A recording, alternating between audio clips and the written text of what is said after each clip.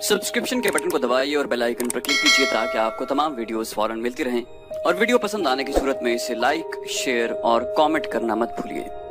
वो 16 मार्च 627 ईस्वी का दिन और उसका तीसरा पहर था। खालिद रज़ियल्लाहु अन्हु चंद एक मुंतखब सवारों के साथ खंदक की तरफ बढ़ा। उसने खंदक फलांगने के लिए कुछ फासले से अपने घोड़े को ईड़ लगाई, मगर उस मकाम के पहरे पर जो मुसलमान कहीं छुपे बैठे थे उन्होंने तीरों का मी बरसा दिया। खालिद ने लगाम को पूरी तरह ताकत से खींचा और उसका घोड़ा खंदक के ऐन किनारे पर जा रुका। खालिद ने घोड़े को पीछे मोड़ा और अपने तीर अंदाजों को बुलाया। उसने सोचा था कि उसके तीर अंदाज मुसलमानों पर तीर फेंकते चले जाएंगे जिससे मुसलमान सर उठा नहीं सकेंगे और वो खंदक फलांग लेगा, लेकिन मुसलमानों ने तीरंदाजी में इजाफा कर दिया। मुसलमान तीरों की बौछारों में तीर चला रहे थे। खालिद रज़ियल्लाहु अन्हु को पसपा होना पड़ा। खालिद इस अंदाज से अपने सवारों को वहां से हटाकर दूसरी तरफ चल पड़े जैसे उसने खंदक पर एक और हमला करने का इरादा तर्क कर दिया हो। मौरखीन जिनमें इब्न हशाम और इब्न साद काबिल जिक्र हैं, लिखते हैं कि ये खालिद की एक चाल थी।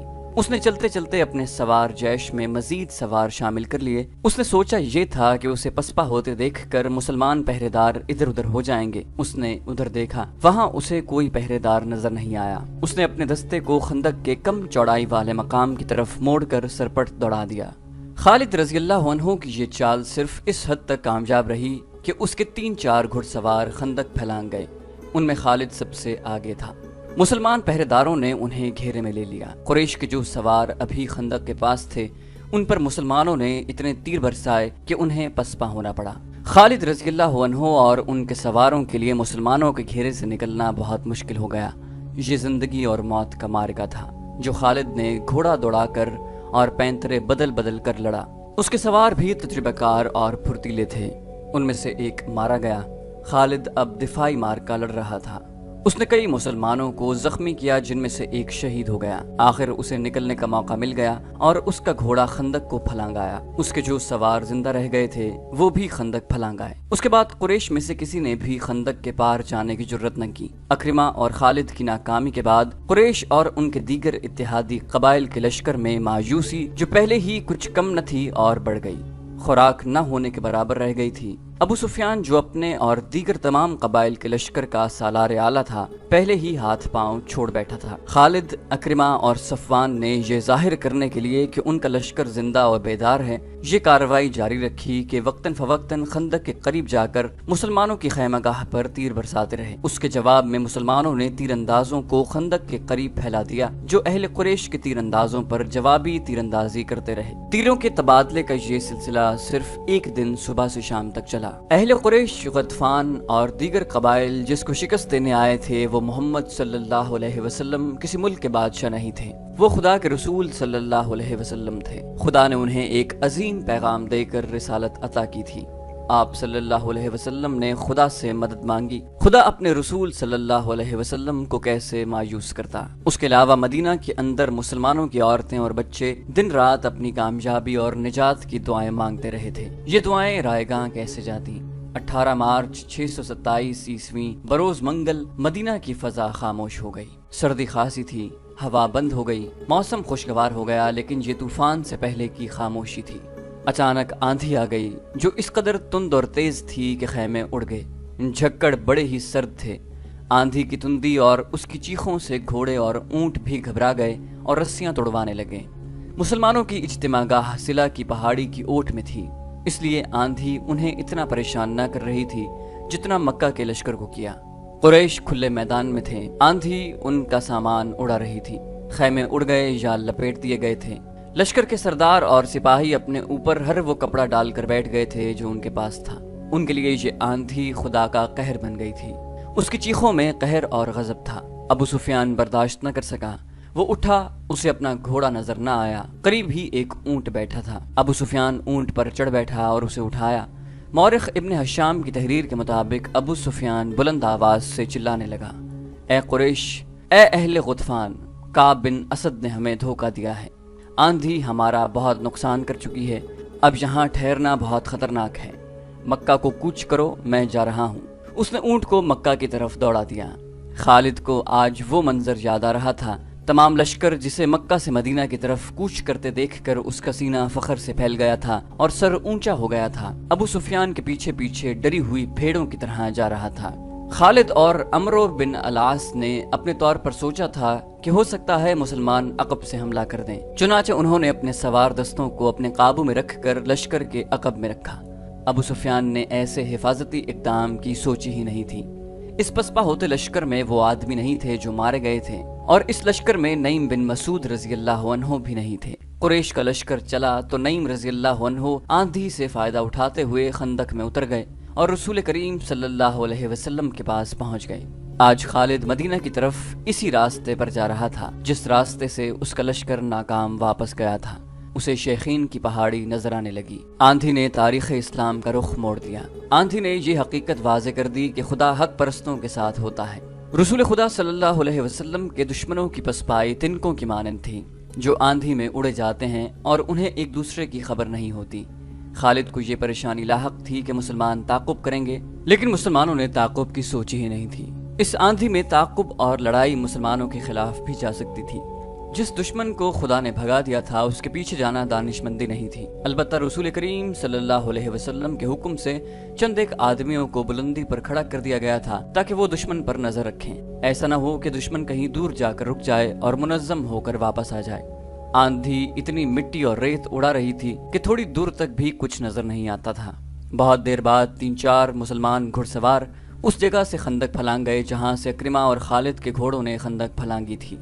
وہ دور تک چلے گئے تھے، انہیں اڑتی ہوئی گرد اور ریت کے سوا کچھ بھی نظر نہ آیا۔ وہ رک گئے لیکن واپس نہ آئے۔ شام سے کچھ دیر پہلے آندھی کا زور ٹوٹ گیا اور جھکڑ تھم گئے۔ فضا صاف ہو گئی اور نظر دور تک کام کرنے لگی۔ دور افق پر زمین سے گرد کے بادل اٹھ رہے تھے۔ وہ اہل قریش اور ان کے اتحادی قبائل کی پسپائی کی گرد تھی جو ڈوبتے سورج کی آخری کرنوں میں بڑی صاف نظر آ رہی تھی۔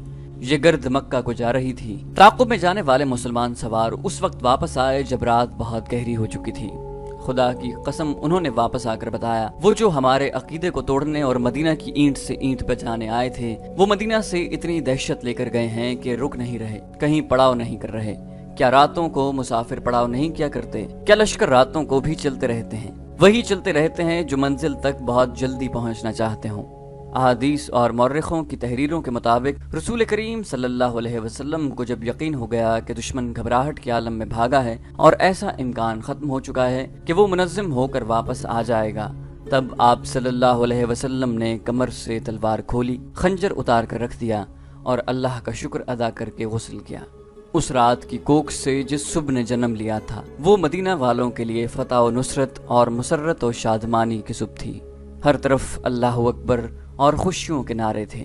سب سے زیادہ خوشی عورتیں اور بچے منا رہے تھے جنہیں چھوٹے چھوٹے قلعوں میں بند کر دیا گیا تھا۔ وہ خوشی سے چیختے چلاتے باہر نکلے۔ مدینہ کی گلیوں میں مسلمان بہت مسرور پھر رہے تھے۔ فتح کے اس جشن میں بنو قریظہ کے یہودی بھی شامل تھے۔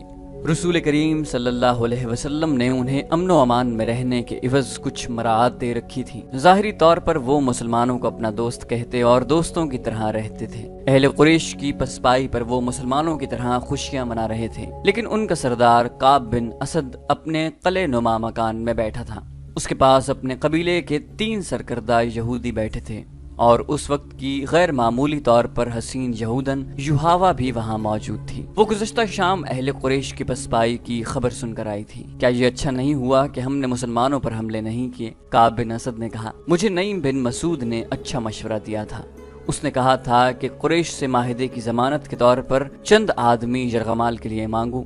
اس نے یہ بھی کہا تھا کہ قریش اس سے دگنا لشکر لے آئیں تو بھی خندق عبور نہیں کر سکتے۔ میں نے نعیم کا مشورہ اس لیے قبول کیا کہ وہ اہل قریش میں سے ہے، وہ اہل قریش میں سے نہیں۔ ایک یہودی نے کہا، وہ محمد صلی اللہ علیہ وسلم کے پیروکاروں میں سے ہے۔ خدائے یہودا کی قسم تمہاری بات سچ نہیں ہو سکتی۔ کعب بن اسد نے کہا، وہ اہل قریش کے ساتھ آیا تھا مگر ان کے ساتھ نہیں گیا۔ اسی یہودی نے کہا، میں نے کل شام اسے مدینہ میں مسلمانوں کے ساتھ دیکھا ہے۔ اس وقت تک اہل قریش کا لشکر مدینہ سے بہت دور جا چکا تھا۔ پھر تمہیں کس نے بتایا کہ وہ محمد صلی اللہ علیہ وسلم کے پیروکاروں میں سے ہے؟ کعب نے کہا، میں ایسی بات کو کیوں سچ مانوں جو تم نے کسی سے پوچھا نہیں؟ میں نے اپنے ایک مسلمان دوست سے پوچھا تھا۔ یہودی نے کہا، میں نے نعیم کو دیکھ کر کہا تھا کیا مسلمان اب قریش کی جنگی قیدیوں کو کھلا رکھتے ہیں؟ میرے دوست نے جواب دیا تھا کہ نعیم کبھی کا اسلام قبول کر چکا ہے، اسے مدینہ میں آنے کا موقع اب ملا ہے، پھر اس نے ہمیں مسلمانوں سے نہیں بلکہ مسلمانوں کو ہم سے بچایا ہے۔ کعب بن اسد نے کہا،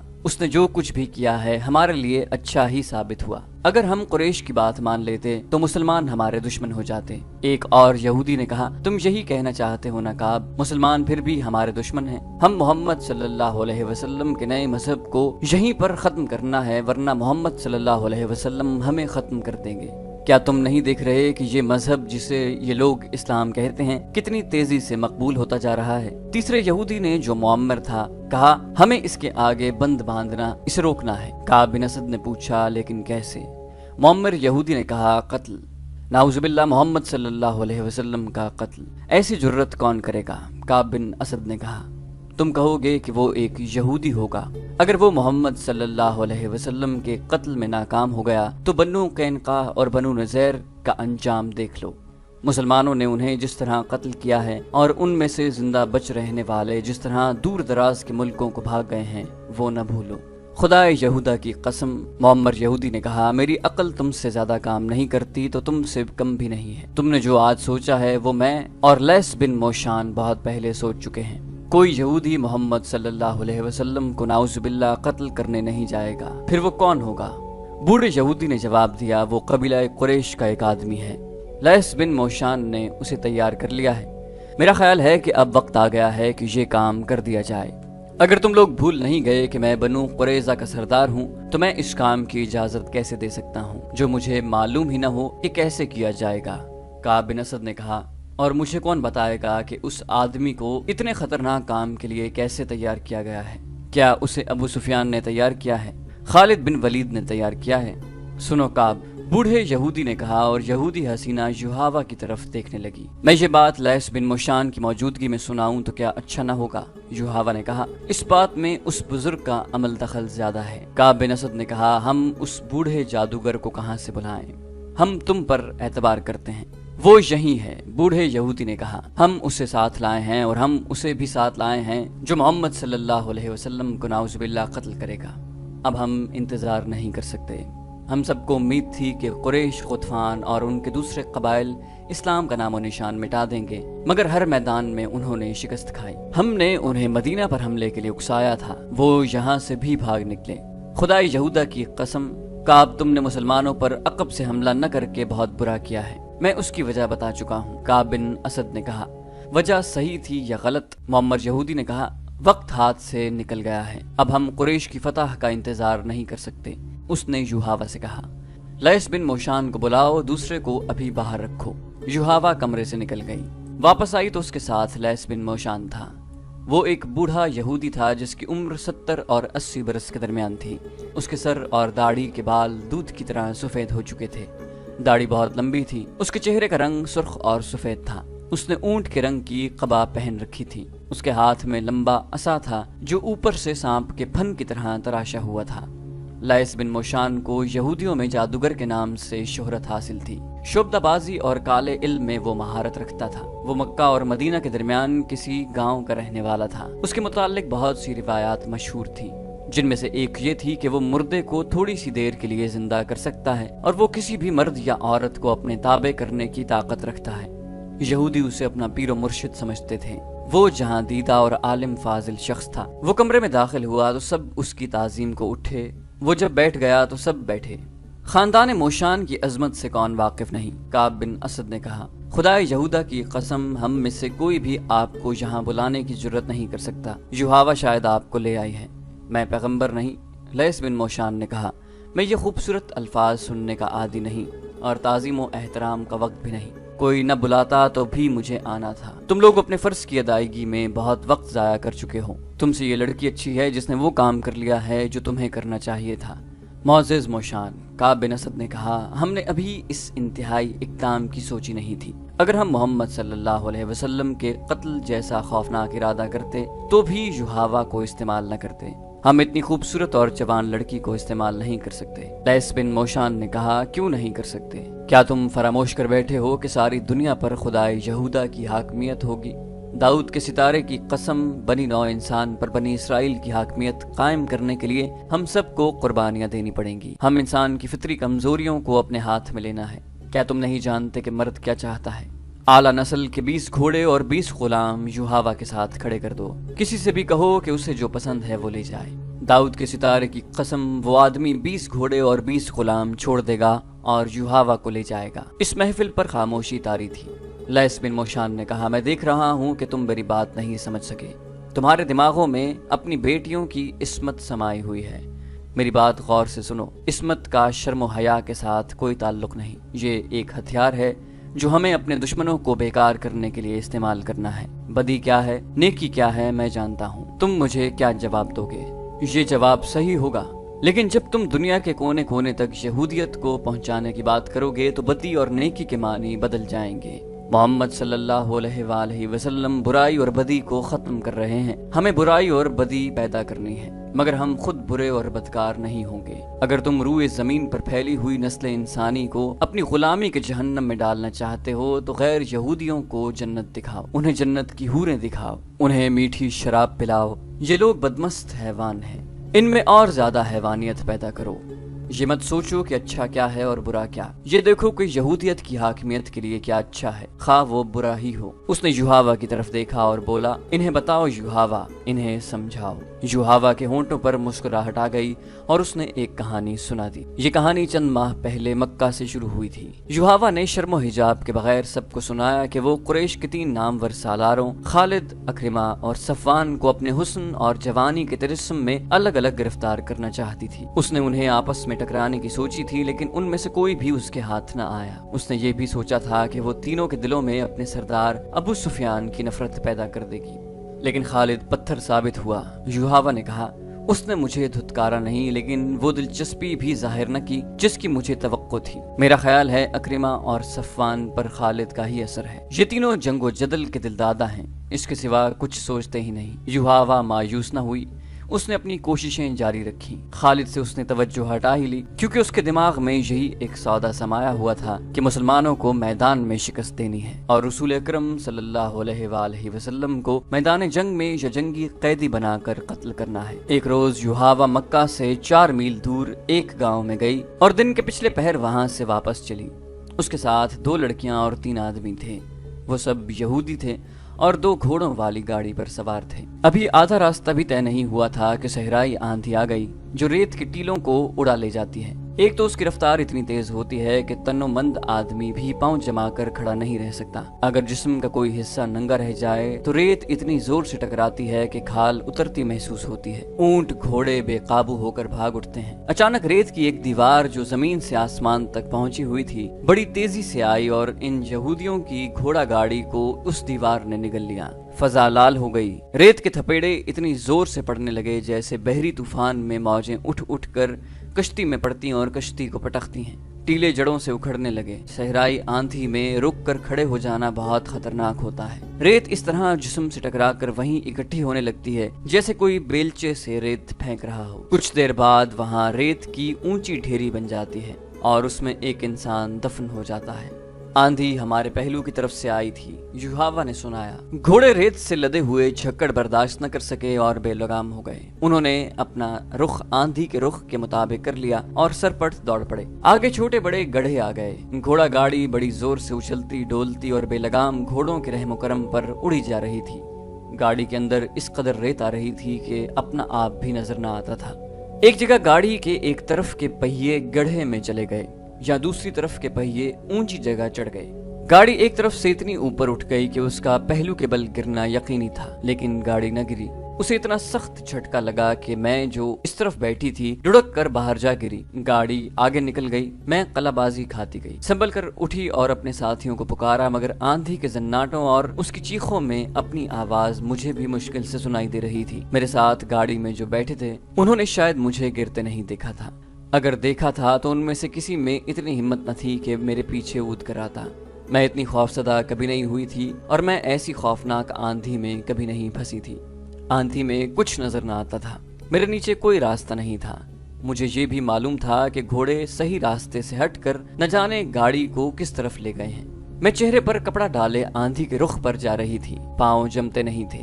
युहावा को आंधी धकेलती ले जा रही थी। अचानक आंधी की चीखें बहुत ही बुलंद और डरावनी हो गईं। युहावा पहले नीचे गई। वो घाटी थी जो वो आंधी के जोर पर उतर गई। फिर वो एक दीवार से टकराई। ये रेतीली मिट्टी की दीवार थी। युहावा उस पर हाथ रख कर आगे चलती गई। ये नशेबी जगह थी जिसमें मिट्टी के टीले और टुंड-मुंड से सहराई दरख्त भी थे। यहाँ आंधी की चीखें ऐसी हो गई थीं जैसे बहुत सी औरतें चीख चिल्ला रही हों। बाज चीखें आंधी की लगती ही नहीं थीं। ये इंसानों की भी नहीं लगती थीं, चुड़ैलों या दरिंदों की मालूम होती थीं। ये यहूदी हसीना जो अपने आप को निडर और दलेर समझती थी, खौफ से रो पड़ी। वो जानती थी कि आंधी थम जाएगी, लेकिन वो ये भी जानती थी कि किसी के हाथ चढ़ गई तो वो उसे उसके घर नहीं अपने घर ले जाएगा, और ये भी हो सकता था कि कोई उसे खराब करके कत्ल